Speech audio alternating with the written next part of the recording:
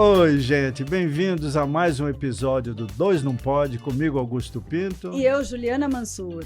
Show, qual o menu do dia? Hoje a gente tem aqui um convidado muito especial, muito importante.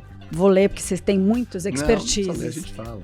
Rodrigo é formado em Engenharia Civil pela Universidade Mackenzie, tem MBA pela INSPER, em pós-graduação em Business Economy pela FGV.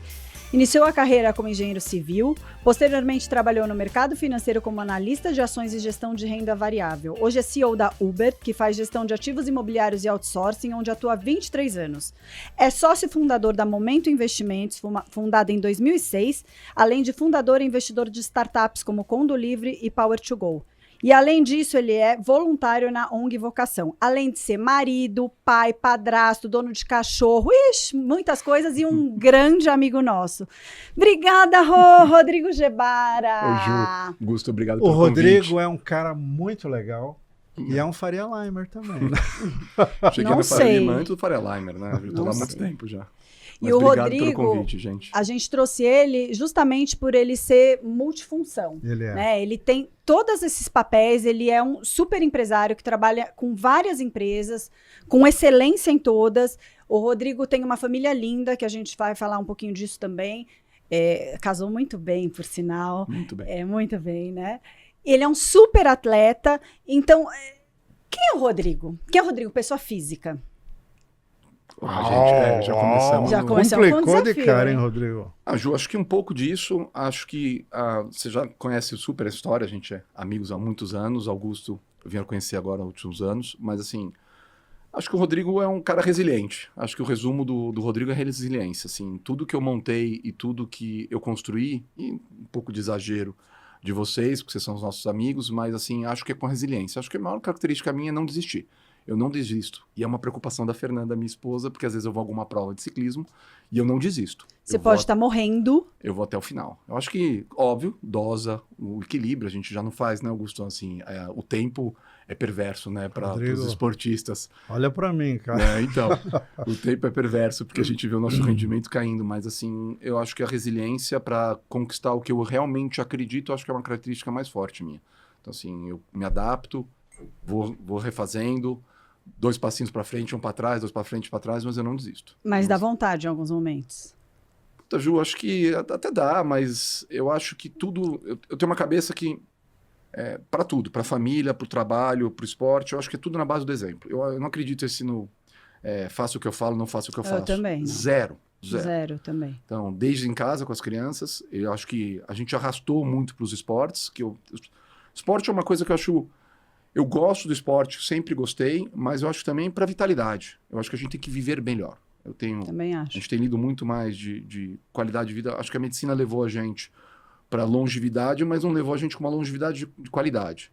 Então, acho que a longevidade de qualidade depende de nós e não dos medicamentos. Então, é acordar cedo, é fazer o treino. Ninguém gosta de acordar. Eu acordei durante mais de 20 anos, 4h30 da manhã, para pedalar na USP, quando a USP era aberta. Você também acorda com sono, né? Eu também acordo 5h30 caindo, mas é resiliência. Tem que enfrentar o sono e, mas eu apesar acordo atualmente disso, sem despertador. fazendo. Porque é rotina. Rotina, claro, é rotina. Então, assim, ninguém acorda esse horário. Feliz da vida, tudo bem.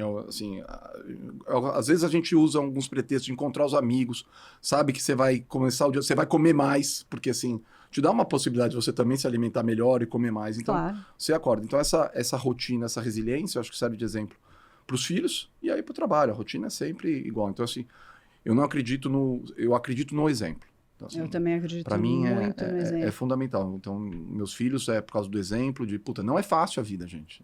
Pai, vou ter que acordar. Vai. Agora, Rodrigo, resiliência e exagero estão ali pertinho, né? Concorda? Como é que você separa? Como é que você acha essa linha fininha? Ele tá querendo uma dica. Eu tô querendo uma dica, porque às vezes eu falo, passei dessa linha, agora eu tô exagerando. Como é que você lida com esse desafio? Acho que, sim, o ciclismo, quando eu comecei, acho que houve um exagero, e acho que aí você tem que começar a escutar quem tá com você também. E ver. Trabalho também é muito fácil exagerar no trabalho. Trabalho é muito fácil, e acho que aí a Ju falou que eu sou muito bem casado, a Fê realmente é uma pessoa sensacional. E ela também me dá a dosada, assim, fala, tá exagerando.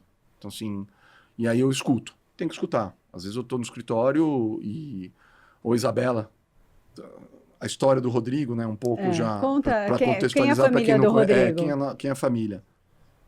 O Rodrigo está no segundo casamento, eu já estou com a Fê há quase 10 anos.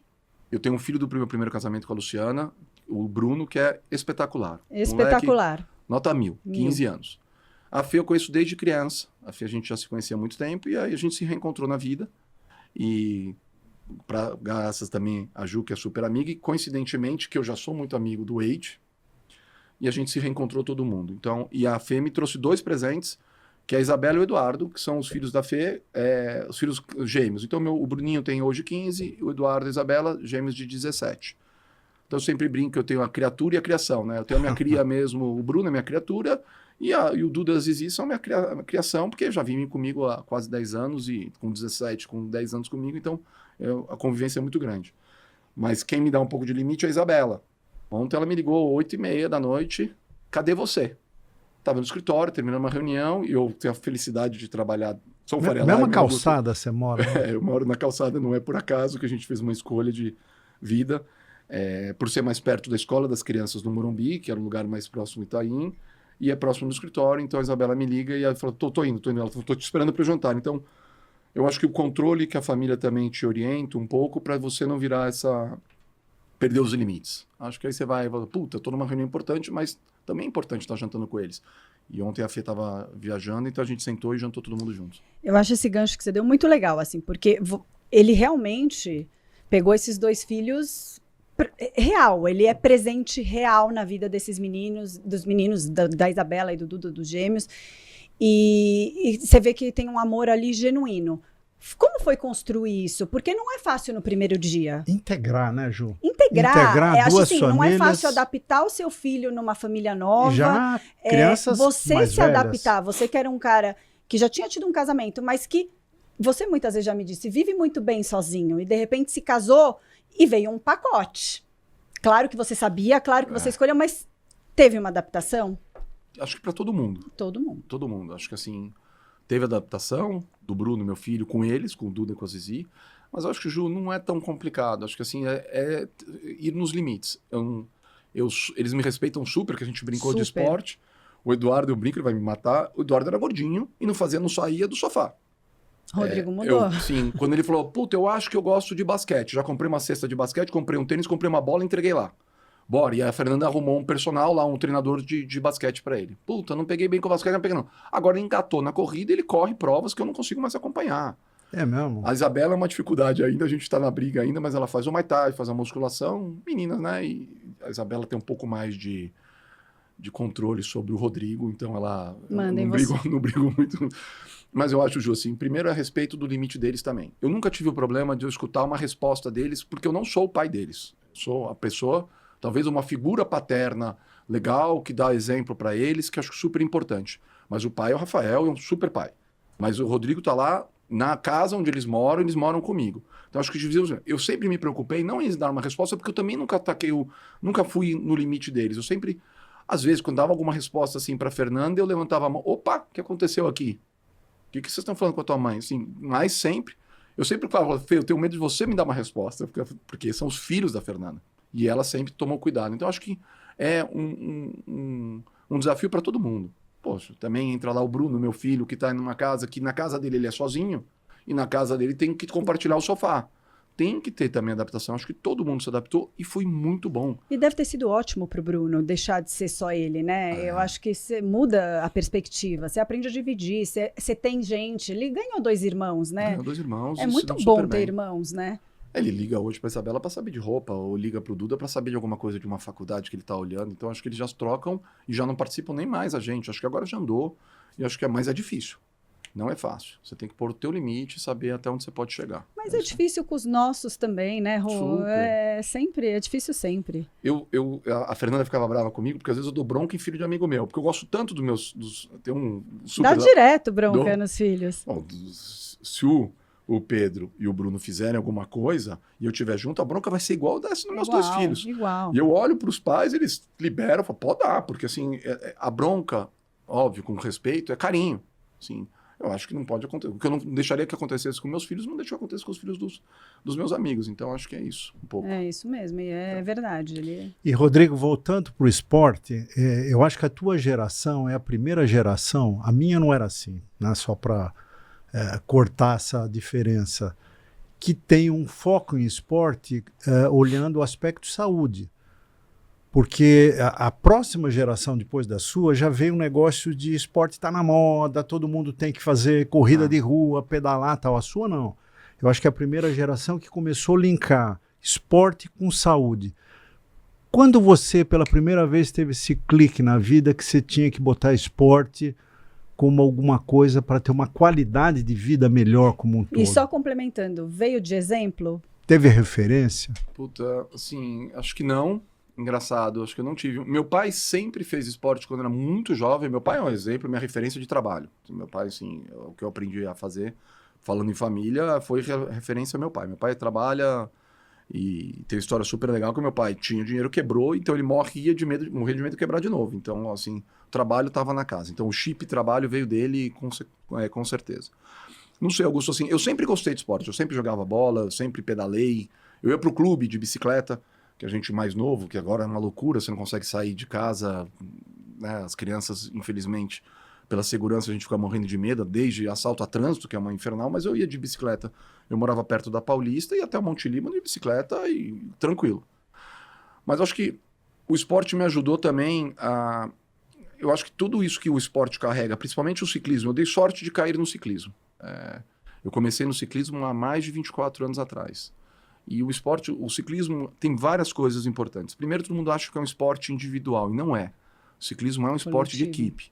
Se você não tiver uma equipe boa com você, você quebra, e aí você não aguenta.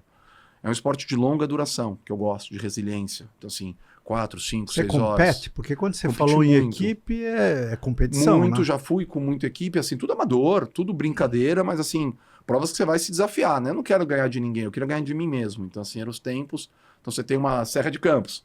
Cara, você quer sempre baixar o teu tempo na Serra de Campos. É mountain bike que você faz? Speed. Speed. Eu faço as duas. Mas o meu início é speed mesmo. Speed é bicicleta de velocidade, de estrada, que todo mundo vê normal, tá? Então, assim, eu sempre gostei. Eu acho que o ciclismo te dá essa disciplina, que se você exagera no começo, você não chega no final. Então, eu acho que o esporte veio para mim também com saúde, porque é super importante. E é uma terapia. Tem um amigo meu que... dá uma referência pro trabalho, né? Me dá uma referência pro trabalho. Tem um amigo meu que usa o fio dental deitado porque ele medita. Nossa!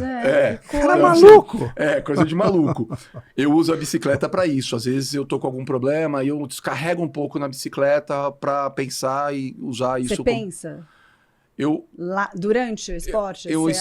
Às vezes, Ju, esvaziar a mente para mim já é bom. Tá? Porque eu fico concentrado e eu esvazio. Então, para mim, é bom. A bicicleta tem isso, né? Se você não se concentrar, é um pelotão um atrás do outro, muito próximo, né? Você tem que estar focado naquilo. Então, a Fê mesma me falou isso. É um momento que você não pode pensar em outras coisas, né? E aí você alivia a tua mente. Acho que é legal isso. Mas é um esporte muito técnico também. Eu não sou um ciclista, então eu imagino isso. É um esporte técnico, não é? Desde o equipamento que você usa, a tática dentro de uma corrida. Eu acho que é mais de estratégia do que técnico até. Porque assim, técnico, se você... Eu tenho uma discussão até com um amigo nosso, Morra, que joga super bem tênis, ele fala, não é um esporte de habilidade. O tênis você requer mais habilidade, bater.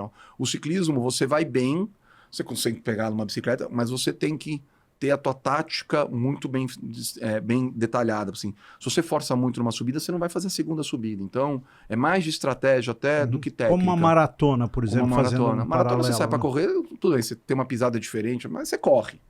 Se você não tiver a estratégia correta... Você não termina. Você não termina. Você corre também?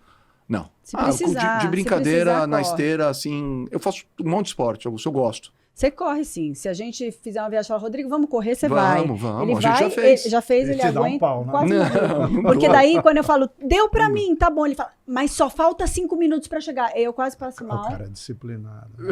Não dá, eu não... Imagina que ele vai parar 100 metros a gente falou antes. que vai correr 5 km, a gente vai correr 5 km, né, Augusto? Não, mas daí deu 5 km, eu paro onde eu estiver. E você vai continuar. Então. Tá chegando, vamos aproveitar que a gente já vestiu a roupa. A gente já tá... E aí ele empurra. Aí a gente fala, eu vou correr, mas não vou com o Rodrigo, senão não dá. Você sai pra pedalar e começa a chover, você já saiu, já se molhou, termina. Termina o treino, acabou, já tá lá. E pegando o que você falou, Rô, como foi esse início seu de aprender a trabalhar, esse exemplo que seu pai te trouxe, como ele te ensinou? Me colocando para trabalhar desde cedo, né? Assim, acho que a gente, o meu Tudo pai... bem, mas você pode não embalar, você embalou. Embalei, acho que o Ju, assim, sempre fui muito próximo dele, então... Papai te deu um pé na bunda, né? No português clássico. Tinha uma Rodrigo, coisa- tá na hora de trabalhar. Tem uma coisa da família árabe, né, que a gente conhece um pouco, assim, também o pai quer ter o controle de tudo. E um jeito de você sair desse controle é você ser independente. Então, acho que foi um caminho também para minha independência. Acho que eu saí de casa cedo, eu saí de casa com 23 anos, nada de casamento, nada, saí porque eu queria morar sozinho e queria ter minha independência. Então, assim, eu acho que eu vi como um caminho também, de falar, pô, se eu quero ser independente, deixa eu sair. Aqui o trabalho é um recurso e o trabalho é uma condição. Então, assim, eu comecei desde cedo com ele, eu passava as férias, a gente tem uma fazenda, eu passava as férias trabalhando com ele, eu ficava lá às vezes nas férias e aprendi a fazer tudo. Então, assim, a gente brinca, né? Os nossos jovens agora não sabem guiar com 18 anos. Com 10, 12 anos eu estava em cima de trator, arando a terra com trator. Assim, tudo bem, trator não morre, vai ser mais fácil você guiar, mas estava com trator dá de uma 1,5 base. tonelada. Caminhão, descendo com o caminhão cheio de café. Então, assim, sempre a gente se torna até mais prematuro em algumas coisas para dar liberdade e o que dava condição. Bom, se eu quero fazer isso, eu tenho que trabalhar. Então eu falo, tá bom, eu quero guiar, então eu vou trabalhar. Então comecei assim. E aí foi. Acho que com a responsabilidade para ter essa independência, essa liberdade, que eu odeio ser dependente de alguém. Assim, eu acho que a busca do trabalho foi pela independência. Você fala do que eu gosto de ficar sozinho, assim, eu gosto de ter minha independência, o meu momento também. Então, assim, Eu não falo, você que me falou algumas vezes, eu vivia ótimo sozinho. eu vivo ótimo sozinho. Eu tenho meu escritóriozinho lá, meu canto de leitura. Onde você controla o mundo. Onde eu controlo o mundo. Mas eu gosto, então acho que a independência, eu busquei a independência e o trabalho foi o caminho. Mas aí como foi até você chegar na Uber, que é uma empresa familiar? Foi simplesmente vem trabalhar na Uber ou tinha um pré-requisito? Você Uber, tinha que... Vamos esclarecer que não é empresa. Não é empresa de táxis. HUBRT, né? Legal. Ju, eu fiz engenharia, um pouco de exemplo do meu pai é engenheiro. Meu também. Civil também? Mackenzie. Maquinzista também? Então sou Opa. seu calouro. Fiz Não foi, não. por causa da engenharia, sempre gostei. Dado da fazenda, mão de obra, mão na massa, assim, você gosta das coisas. E construção é super legal. Meu viés sempre foi muito mais exatas do que humanas. Vamos fazer engenharia que é legal e fiz o Mackenzie. Trabalhei muito tempo em obra, desde o primeiro ano já fui para obra, já queria trabalhar cedo e aprendi muito a trabalhar, porque também a carga de trabalho era altíssima, né? Porque você tinha que fazer a faculdade e fazer... Então eu fazia, às vezes eu chegava às 7 horas da manhã na obra e 7 horas da noite eu estava na faculdade até às 11 da noite. Então assim, a carga é pesada. Você não fazia Mackenzie à tarde? Eu tinha no começo Mackenzie à tarde, mas faltava... Eu tenho uma lembrança sua de Mackenzie à tarde. No começo eu fiz, no começo alternado, né, Ju? Você faz de manhã à tarde, porque eles não querem que você trabalhe. Mas aí não adianta, a gente ia trabalhar e de Depois qualquer muda jeito. pra noite. Então eu fiquei durante muito tempo em engenharia, construção civil. Adoro. Assim, adoro uma obra, passo numa obra, já quero entrar, adoro. Mas na época eu vi que não tinha muito futuro um engenheiro civil. Assim, e eu gosto de finanças, eu sempre gostei da gestão mesmo de ativos. Eu sempre... apelido da minha família era Tio Patinhas. É do meu marido também, olha que coincidência. Tio Patinhas, que meus irmãos falavam que eu ficava guardando dinheiro, eles tentavam me roubar dando 2 notas de 1 para uma nota de 5, mas não caía nessa. Acho que eu devo ter caído algumas vezes, mas eu sempre gostei de finanças, então sempre fui na área financeira. Então, durante a faculdade fiz alguns cursos de finanças e antes de me formar, 1 ano antes de me formar, eu saí de obra e fui para o mercado financeiro estagiar numa gestora de renda variável. Então, sempre fui pensando em gestão de ativos, que eu sempre gostei. Então fiquei, Ju, mais uns 2 anos, 3 anos. Na época, gente, era na Bolsa, Augusto lembra, a Ju não lembra, mas não tinha esse negócio de home broker, não tinha esse negócio, era tudo no telefone e no pregão. A gente fazia o contato com a corretora que fazia o contato na Bolsa, então era uma loucura. Hoje é muito mais fácil, você entra no teu celular e opera uma ação. Então era o caminho para os clientes conseguirem investir na Bolsa. Então, foi um super aprendizado. Rodrigo, meu xará, que foi meu chefe, aprendi um monte a gerir dinheiro, a ver como funcionava o mercado financeiro por dentro mesmo, que você vê como funciona por dentro do mercado financeiro. Não é o que estão te apresentando que é o melhor produto para fazer comissão para gerente. É o que funciona no mercado financeiro. E aí o pulo para a Ubert, contexto é o seguinte, a Ubert é uma administradora de condomínios, que é gestão de ativos, que é da família. O Uber é o nome do meu pai, e atualmente a Ubert está com 70 anos. Eu estou há 23 na cadeira lá da Ubert já, caminho todo. Então, o Uber faz uma gestão de condomínios, que é pouco, as pessoas não entendem muito o que é a administração de condomínio, mas essa é a minha briga das pessoas entenderem mais. Se você perguntar para a equipe se mora em condomínio e quem administra o condomínio, pouquíssimas pessoas sabem. Então, eu acho que a Uber foi feita pelo Uber, que gostava muito da parte institucional, ele fazia as administradoras aparecerem muito, presidiu várias associações, mas eu tinha a visão de vamos organizar as administradoras para elas ficarem respeitadas. Então, isso é o caminho que eu estou seguindo até agora e que está tendo bons resultados. Então, a Uber é uma gestora de condomínios, mas faz a gestão de muito dinheiro, porque faz a gestão de recebimento de boletos e pagamentos. Então, a minha cadeira... é boleto, hein? É boleto. Hoje são mais de 70... Hoje a gente, com um grupo que a gente formou, são quase 400 mil, hoje a gente chega Uber, lá. Lelo. Uber Lelo. Aí a gente vai chegar lá. Mas quando eu cheguei no começo, Augusto, qual que era o problema da Uber? Ninguém fazia a gestão do caixa. Era como uma mini tesouraria, porque recebia muito dinheiro, fazia muito pagamento, mas tinha aquele fluxo inteiro de dinheiro. E aí uma hora eu sentei com meu pai num jantar e eu falei, pai, como é que você está fazendo a gestão do caixa assim e tal? Não sei. Eu falei, como você não sabe, pai? Não sei, Rô, não é uma coisa que eu entendo. Quem toca, você quer dar uma olhada? Aí eu comecei a olhar, falei, pai, tem muita coisa para mexer, então vem cá, vem mexer comigo. Eu falei, não, então peraí. Aí fui, acabei entrando e aí entrei na Uber, saí da Asset e fui para a Uber fazer a gestão basicamente financeira da empresa. Mas é interessante, porque você não foi só porque era da sua família. Não. Foram uma série de fatores que acabaram com a sua ida para lá, não foi... Deixa eu colocar um tema aqui que eu acho que é interessante para a gente debater. Eu acho que nós três, Rodrigo, temos algo em comum. Nós nos divertimos trabalhando. Eu me divertia muito, ainda me divirto, a Ju com certeza...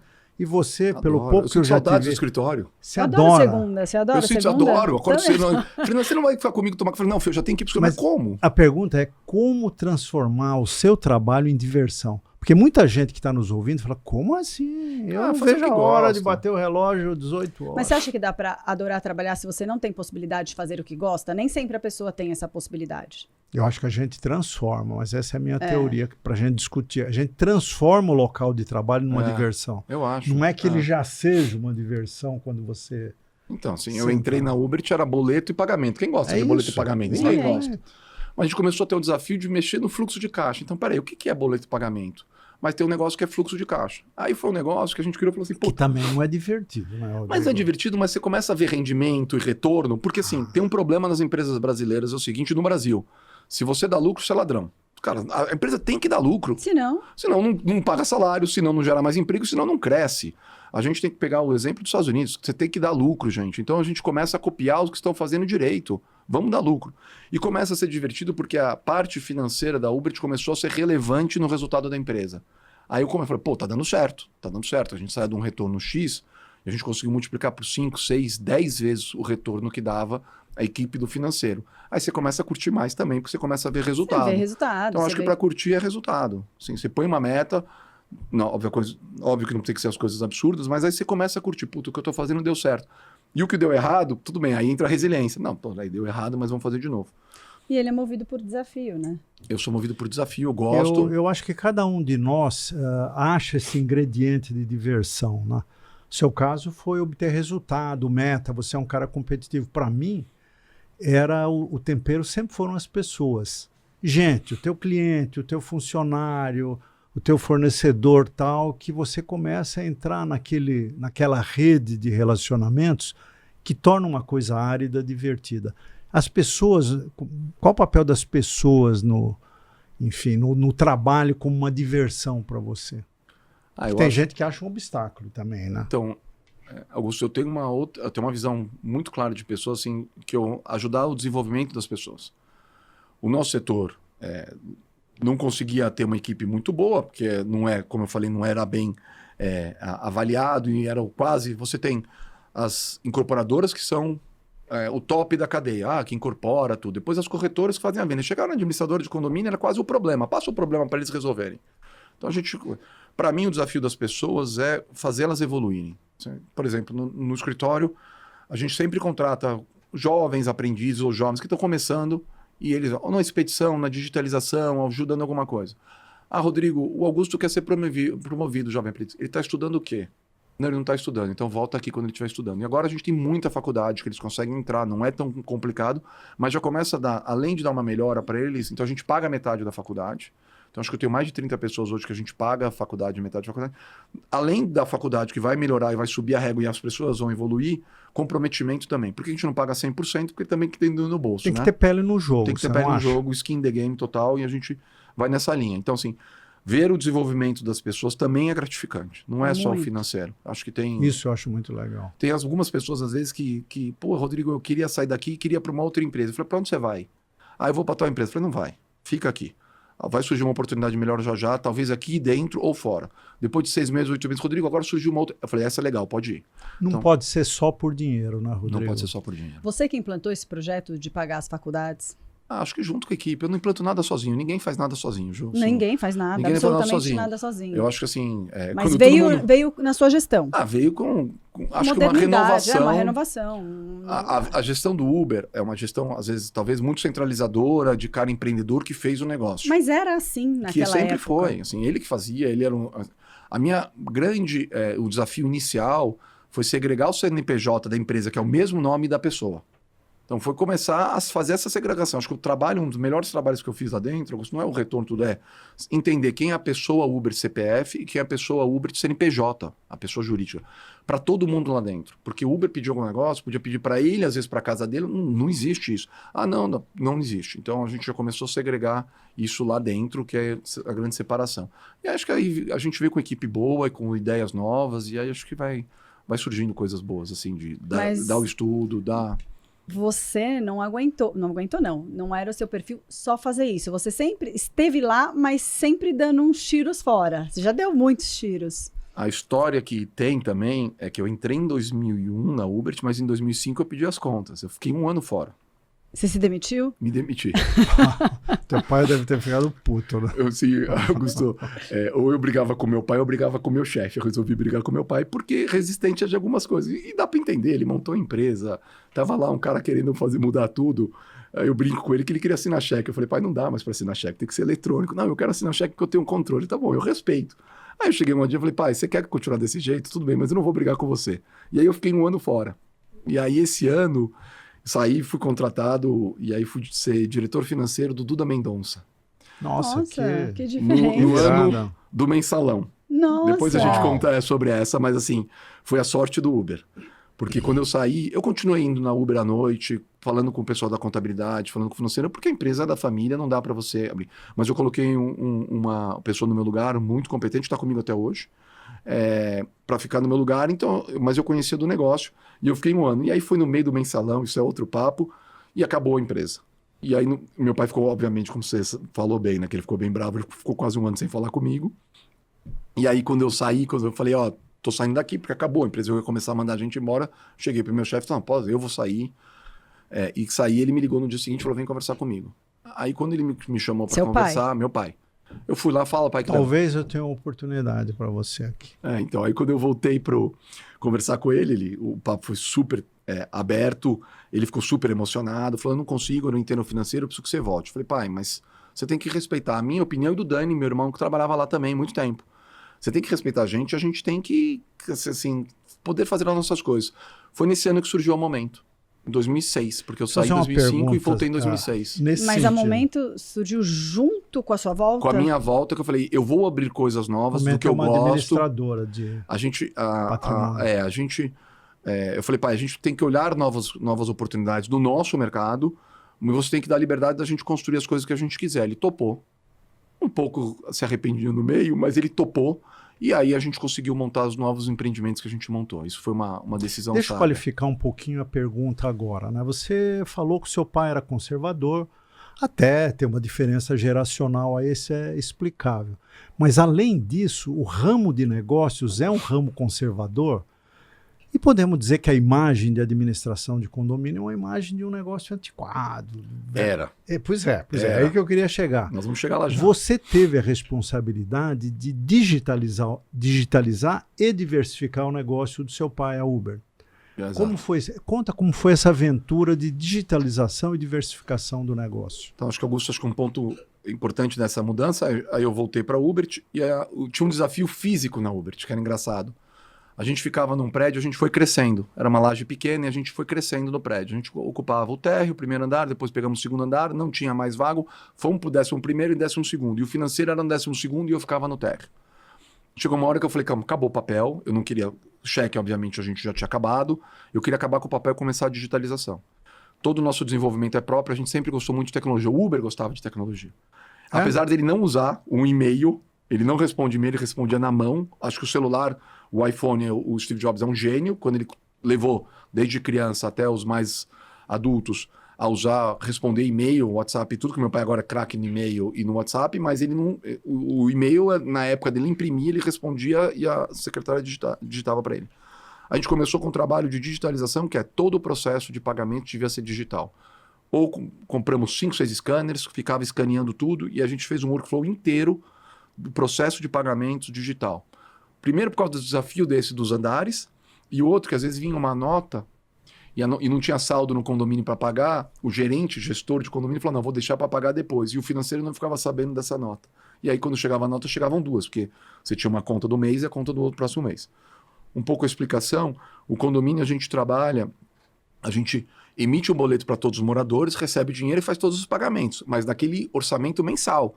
Se você deixar alguma coisa para o próximo mês, você não tem mais caixa. Você vai gastar 50 mil no mês, água, luz, salário de funcionários, bombas, manutenção de elevadores, tudo. Se você segura uma nota porque o caixa estourou, você vai ter duplicado mesmo. E aí começava a dar um problema de fluxo de caixa. Então a digitalização veio por causa disso, para a gente ter um maior controle do caixa, voltamos para o caixa, previsibilidade no nosso fluxo e com o desafio do físico. E isso foi sensacional para a gente. Porque quando a gente começou a trabalhar tudo digitalizado, as prestações do nosso cliente acessava o nosso portal e já havia digitalizado online. Não ficava esperando aquela pasta. Quem não sabe, o síndico no final do dia recebe uma pasta de prestação de contas com tudo que passa para o conselho. E é um inferno, porque a Ju quer ver a pasta antes, o síndico Augusto não liberou a pasta. Quando a gente transformou tudo digital e a gente foi uma das primeiras empresas, acho que foi a pioneira em fazer isso, todo mundo tinha acesso e ficou online e facilitou. E o que veio junto? Quando deu a pandemia, a gente colocou todo mundo em casa em um dia. A gente não precisou do desafio da pandemia que causou com todo mundo. A gente já estava 100% digitalizado, a gente não tinha...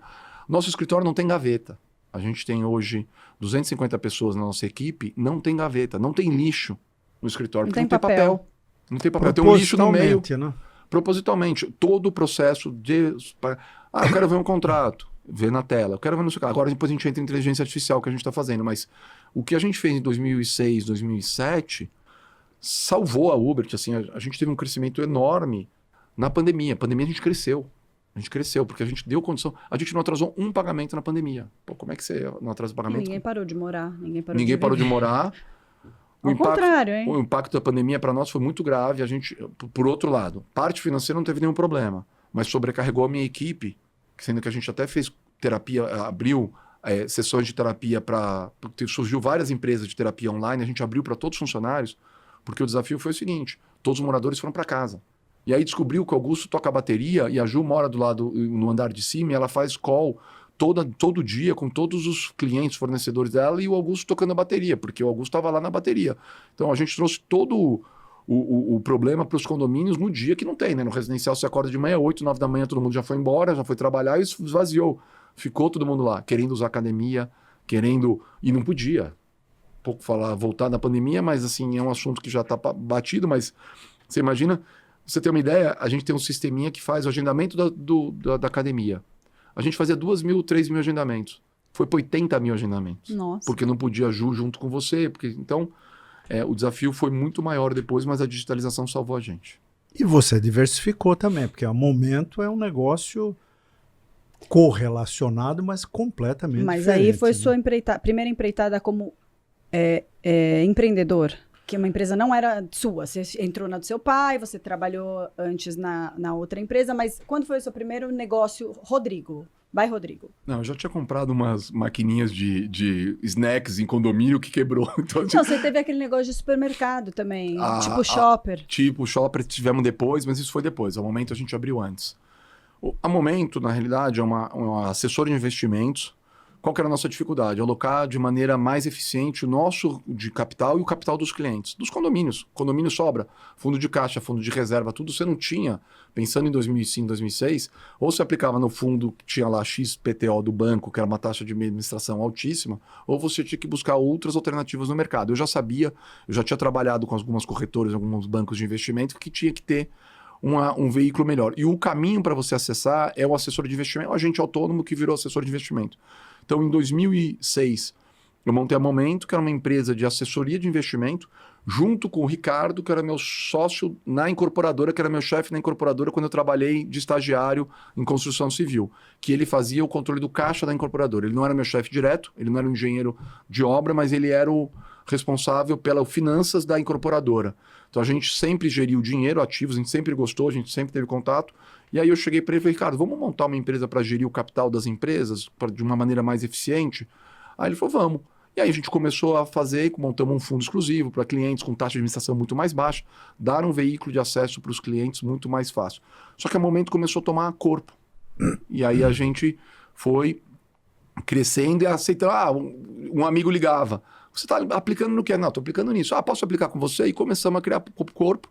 E acabou que a gente foi comprado até pelo BTG há 2, 3 anos atrás. E hoje a gente tem uma carteira de mais de acho que 300, 400 clientes, estamos chegando a R$1 bilhão de recursos administrados, e eu continuo com o Ricardo, veio o Lucas, que trabalha com a gente há muito tempo também, que trabalhou muito tempo comigo no Bradesco e faz toda a parte de back-office e operação para a gente, para eu poder fazer todas as coisas, eu tenho que ter uma retaguarda boa. O Marcos, que é o nosso sócio também, que faz toda a divisão com a gente, a Larissa, que trabalha comigo também no back-office. Então, a gente, uma empresa com só 5 pessoas que faz a gestão de quase 1 bilhão. Então, só 5, não tem mais ninguém. Mais ninguém. É incrível isso, hein? E foi um negócio de oportunidade, não foi uma coisa que você falou, bom, eu vou criar uma empresa de gestão de patrimônio. Não. Você teve um insight e desenvolveu a oportunidade. Você acha que a maioria dos negócios deveria ser assim? Ou seja, a pessoa devia estar atenta para as oportunidades que estão passando, de repente passou uma aqui, opa, vou desenvolver. Eu só faço Ou é isso. melhor planejar? Não, eu sou de execução, né? Eu sou muito execução. Tenho o meu planejamento, mas eu sou muito de execução. E eu só faço negócios correlacionados ao meu setor. Então, é o que eu estou fazendo, porque senão começa a misturar. Se a Ju me chama para ser sócio da loja dela, não tem a menor chance de eu ser. Apesar de eu achar que é um negócio excelente, um sucesso, tudo, eu não consigo agregar nada para ela. Não vou agregar nada, só o capital. O capital não precisa. Você tem um monte de empresas que investem no capital muito melhor do que eu e vão poder me ajudar. Mas eu invisto só em empresas, Augusto, que eu vejo as oportunidades. Correlatas. Então, ao momento foi uma. A gente investiu numa empresa muito legal de carregador veicular para condomínio. Então, vai ter um problema de carros elétricos nos condomínios. Vai acontecer. As infraestruturas dos condomínios não estão preparadas para aceitar um carro elétrico, porque ele puxa uma energia muito grande, que nem teve, Augusto. Chuveiro elétrico, depois ar-condicionado, secador das moças. Eu tenho 2 em casa, né? Como eu falei. Quando liga aquele secador 500 watts, a luz até dá uma balançada. Quando resolve todo mundo sair correndo para secar o cabelo. Então, a gente identificou que o carro veicular veio, o Tadeu, que é um craque no setor, sentou comigo e falou, Rodrigo, eu estou abrindo uma empresa tal e queria entrar no condomínio. Na hora eu já entrei e falei, vou investir junto com você.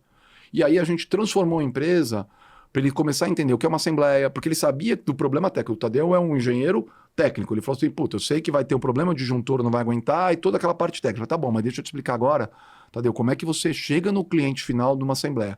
Eles ficaram 6 meses dentro da Uber, estudando e fazendo assembleia, apanhando. Assembleia não é um negócio trivial, todo mundo aqui já deve ter participado de uma, mas entendendo como é o modelo de gestão do negócio. Hoje a gente já passou de 1.000 carregadores instalados, mas é um negócio correlato. Então a gente está olhando isso.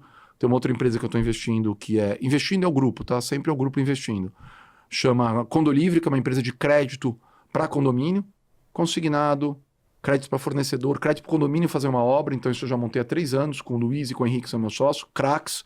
Hoje a Condolivre já anda sozinha, está com mais de 40 funcionários, também já andando sozinha, e atende mais de 60 administradoras. Não é só a Ubert.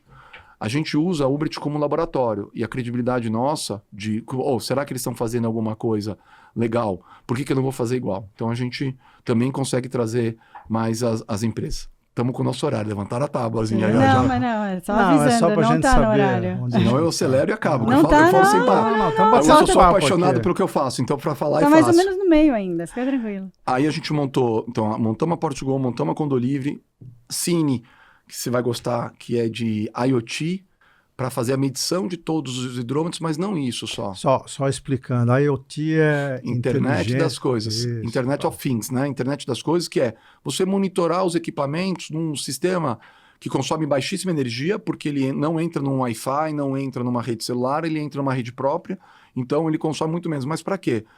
Para você medir tanto o consumo individual de todo mundo, quanto eu gastei de água eu mesmo, né? Não pagar num condomínio, mas começar a ter um pouco de inteligência, monitorar a caixa d'água, monitorar a vibração das bombas, monitorar os portões, monitorar o CO2 das garagens, para você começar a trazer o prédio inteligente.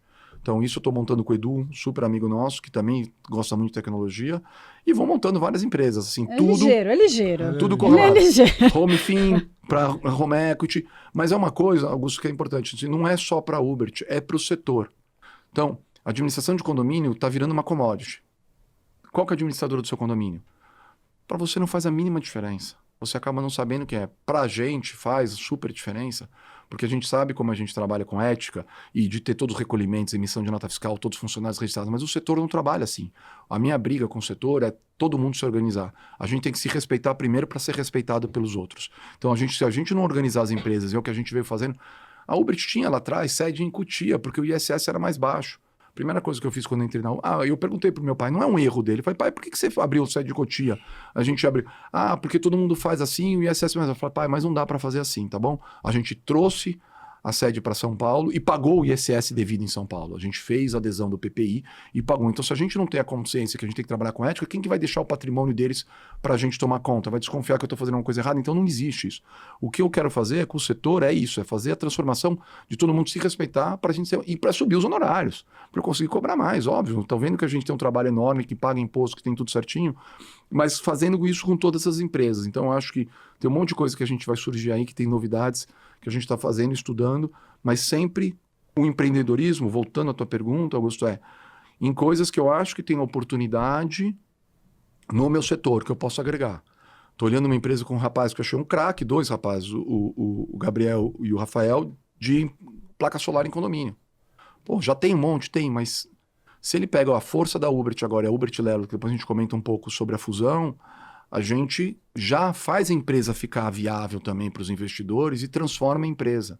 Não adianta a gente colocar uma empresa e eu fornecer serviço para você, que ela depois de 3 meses ela fecha as portas. Então assim, o desafio nosso é dar força, trazer as outras administradoras para junto, para essa empresa não largar muito na mão. Na época de individualização, e eu paro de falar que eu falo muito acelerado, muita coisa, na época de individualização de hidrômetro, surgiram 50 empresas. Eu sei, eu tenho o melhor hidrômetro aqui, eu tenho um monte de tecnologia. 3 sobreviveram. E aí qual que foi o problema? O nosso cliente teve que pagar uma nova instalação.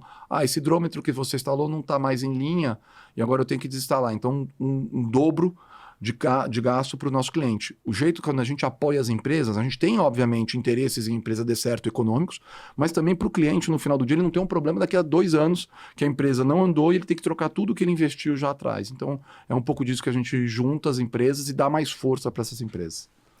E Rodrigo, a vocação? Perdão, vai lá, João, vai lá. E a vocação? Onde ela entra nessa história? Quando ela entrou? Como ela entrou? Nossa, a vocação é o projeto social que ele faz parte, atua há alguns anos. Tirou daí. Então, eu vou contar um pouco da vocação. A vocação, tudo que eu construí também um pouco, gente, ninguém aprende nada sozinho e eu tenho muito exemplo, não só da minha família, dos meus pais, da minha mãe, que também até hoje... Também trabalha muito. Um sucesso, aquela loja também, um sucesso e trabalha direto.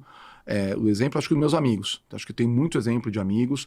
Quem me levou para a bicicleta é o AC, o Antônio Carlos, que é um craque que... Nem ele pedalava, mas ele era um super esportista, alpinista. Mas quando a gente ficou amigo, eu falei, chega, esquece Everest. Aí ele esqueceu Everest. Não dá para ter amigo subindo Everest. Não dá. Então, já falei para ele que você não dá. Não gosta do amigo. Não dá. Então, assim, mas ele me levou, foi junto que me levou para a bicicleta. A gente não fazia e os dois resolveram fazer bicicleta. A vocação, Ju, foi o Oscarzinho que me levou, que é um super amigo meu, que, assim, uso muito para conselho de muitas coisas. Já trabalhei no conselho fiscal das empresas dele, já trabalhei no conselho consultivo das empresas dele, sempre com troca de muita ajuda. E a vocação é uma instituição de caridade, é uma instituição, uma ONG, fundada por empresários. Pinheiro Neto, lá atrás, acho que tem mais de 60 anos a vocação já, que quiseram ver como a gente conseguiria melhorar as comunidades, estudaram vários modelos, e acho que o modelo que veio de Singapura, que era você melhorar a comunidade na comunidade. Não adianta você tirar a pessoa que está do outro lado lá, que mora lá, e vir para cá. Então, a vocação começou fazendo apoio nas comunidades, e muito no contraturno. Não é que ela dava estudo para substituir a escola. Então, você vai para a escola No horário que e não você tem. volta para cá, alimentação, e você tem algumas atividades aqui educacionais e tudo. Então, a vocação surgiu um pouco assim, Ju, da necessidade quem fundou a vocação, um dos maiores integrantes da vocação foi o pai do Oscarzinho, tio Oscar, que já faleceu, que era um craque, super exemplo também de trabalho. E aí eles começaram a ver que eles estavam ficando velhos e precisavam renovar a vocação. E o Oscarzinho sempre participou da vocação. E ele falou Rô, vem me ajudar aqui na vocação. Eu falei, vamos embora. E aí eu entrei na vocação, chamado dele, chamou vários amigos e a gente falou, tá bom. E a gente começou meio que renovar. A gente atua, às vezes, um pouco mais... Eu já atuei muito mais na vocação, hoje eu estou atuando um pouco menos. Hoje eu sou presidente do Conselho Consultivo, mas tem muita gente atuando. O Marcelo Massa, amigo nosso, hoje é o presidente do Conselho. O Caco, o José Cláudio Securato, já foi presidente também muito tempo lá, presidente da vocação. Então, assim, os amigos vão se juntando para...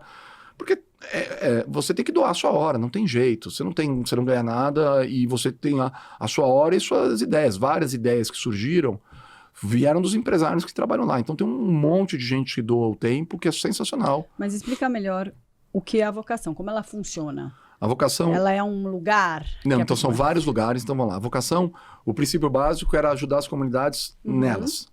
Então, primeira coisa era tirar as crianças. A gente teve tinham várias idades, desde crianças para tirar...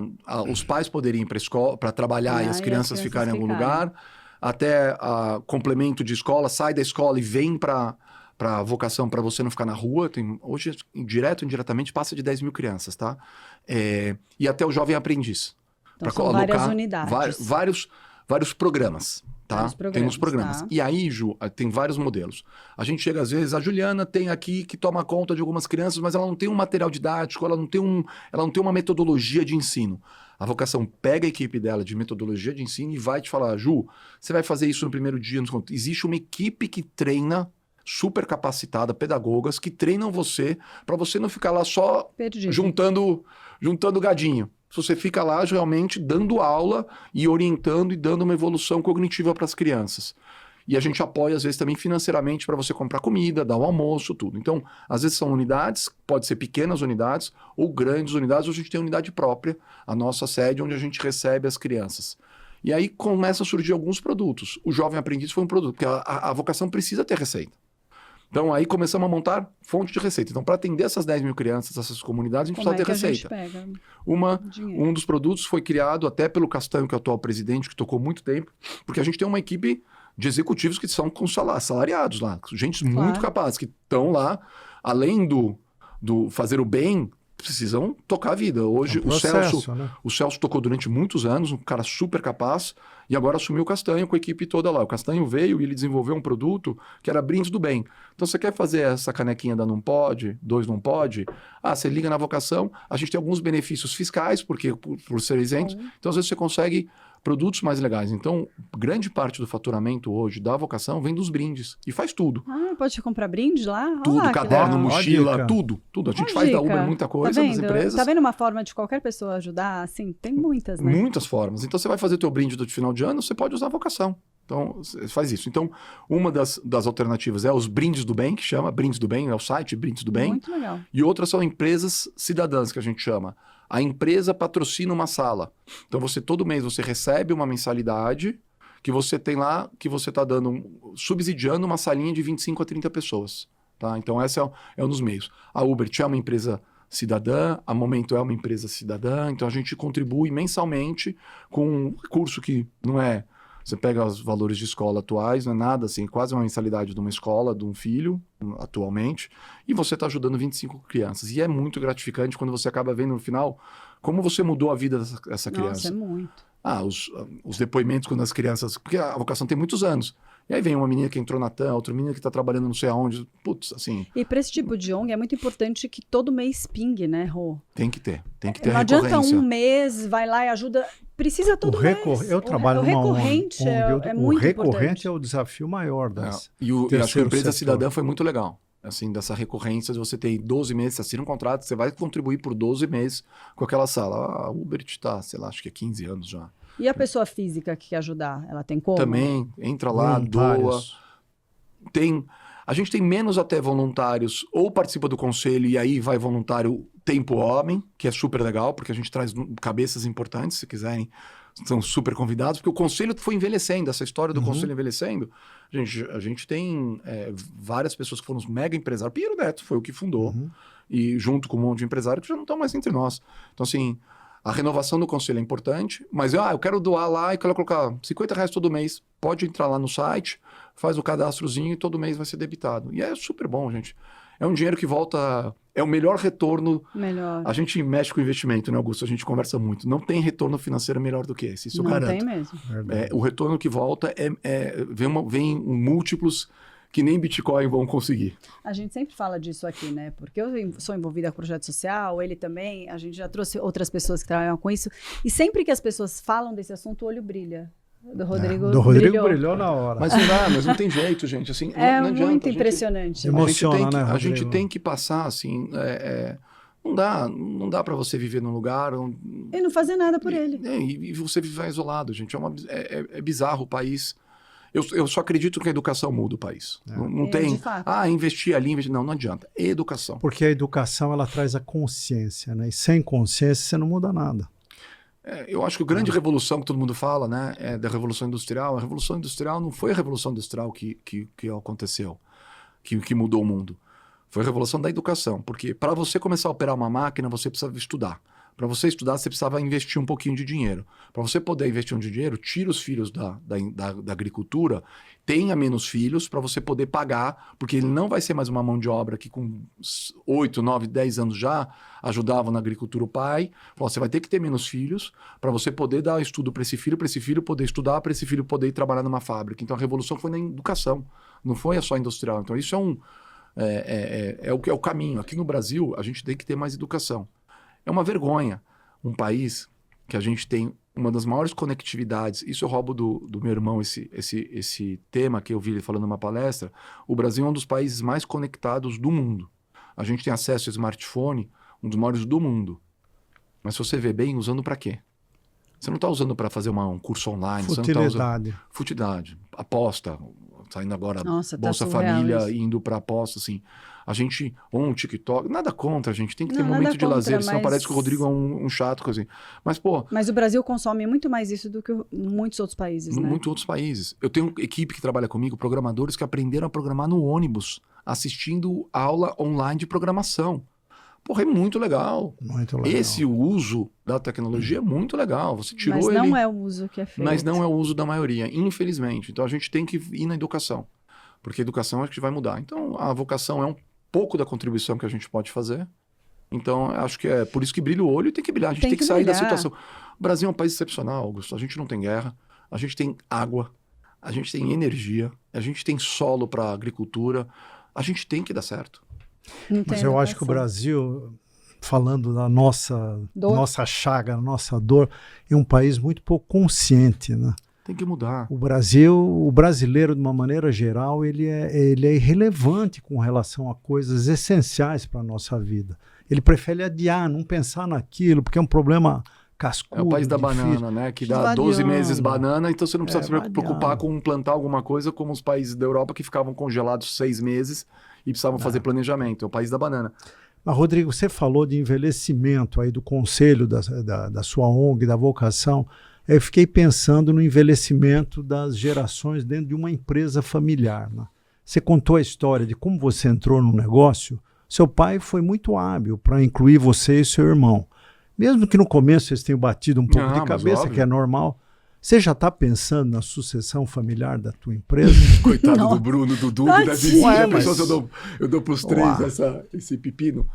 Não, Augusto, eu estou pensando na profissionalização. Não, já estou pensando na profissionalização da empresa. Não vai ter sucessão familiar nessa? Só se casar, né? Só se realmente for a vocação e a se eles felicidade quiserem, deles. mas eu acho assim, eu dou total liberdade. E é um O negócio Duda legal. parece ser um cara criativo, né? O Duda é criativo. Não, o Duda Não, vai, tem o nada Duda a vai ver, querer Duda. trabalhar em condomínio, coitado do Duda. Ele E já o vai... Bruninho? o Bruno também, eu acho sei. que eles não vão. Mas assim, Augusto, também é um exemplo do esporte. Eu sou viciado em bicicleta, adoro bicicleta e tal. Agora um pouco menos. Eu cheguei a pedalar 20 mil quilômetros por ano. É coisa pra Não dá burro. nem Hoje eu pra pedalo imaginar. 8 mil, 9 mil. Mas eu não pus a bicicleta em nenhum deles. Nem o Bruninho. O Bruninho aprendeu a pedalar cedo, né? Que é o meu filho de criação mesmo, minha criatura. Uns 3, 4 anos já estava pedalando. Mas eu nunca forcei, vem pedalar comigo. Não, deixa. E agora ele joga basquete, joga futebol, faz taekwondo, faz muay thai, faz tudo. Levei ele pro esporte, mas eu não forcei a levar para... E o mesmo serve para empresa. Concordo Assim, faz plenamente. assim o que quiser. Se quiser vir, vai ter que se preparar. Eu entrei na Uber preparado. Ninguém sabia mais de financeiro do que eu. Não sendo arrogante, mas assim, eu me preparei para entrar lá, para estar sentando naquela cadeira. Você não entrou porque você era Não filho entrei do porque Uber. era filho. E Teve existe mérito. uma cobrança, que obviamente, do exemplo, eu sou o primeiro a sair, o primeiro a entrar e o último a sair quase todo dia.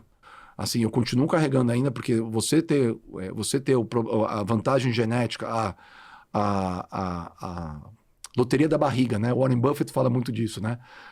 A primeiro grande prêmio que a gente já ganha é a loteria da barriga, a barriga que a gente nasceu. Eu já nasci numa barriga onde meu pai conseguiu, apesar do meu pai ter quebrado, meu pai não ter dinheiro, andar de ônibus e coisa, ele conseguiu pagar a escola pra gente. Então, ele é um super exemplo pra gente por isso, porque ele fez o que fosse necessário para poder dar o estudo pra gente, para tirar a gente da situação que a gente podia decidir o nosso futuro e não o futuro decidir por nós. Então, assim, eu acho que esse é o grande coisa, porque ele não é uma coisa, você já teve tudo, não tive. O Uber abriu a administradora porque ele quebrou a construtora. A construtora que ele trabalhava, na realidade, um sócio dele morreu e a construtora precisava de muito investimento. Ele não tinha. Aí ele abriu a administradora que você não precisava de investimento. Você começava a ter um fluxo de caixa já recorrente logo no primeiro dia. Então ele abriu, não foi uma opção, foi por necessidade.